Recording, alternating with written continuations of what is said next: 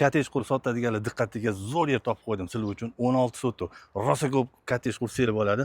Mana shlaka blokdan ana darvoza oxiri shlaka blokgacha o'rtoqlar, mana mahallani qaranglar, hammasi yangi mahalla, katta yangi uchastkaga tushyapti. Bu joyimiz o'rtoqlar yangi O'zbekiston parkining shunday orqasida.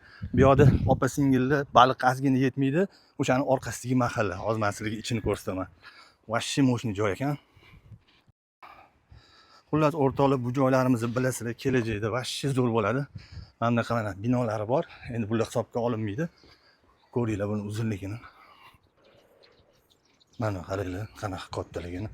O'rtoqlar, mana shu tomondan 4-5 metr tashab, bu yoq tomoniga poli kottej qurib olsa bo'ladi o'rtoqlar. Buni kattaligini qaranglar. Yana bitta plyus tomoni mana qo'shni devorlar katta.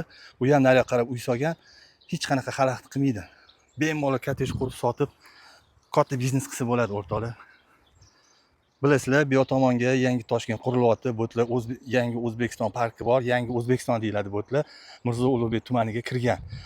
Bu joylar keyinchalik vashshi qimmatlashib, vashshi zo'r bo'lib ketadi. Hozirgi narxni aytaman, uy egalari nomeri videoning tagida bo'ladi. O'zingiz bemalol telefon qilib aloqaga chiqaverasizlar, savdolashib kelishib olaverasizlar. Bir sotig'ini 35 mingdan so'rashyapti. Qolgani o'zingizga bog'liq bo'ladi. Telefon qilinglar, like bosib, ko'proq odamga jo'natib qo'yinglar. Kottej quradiganlar bo'lsa aloqaga chiqaverasizlar.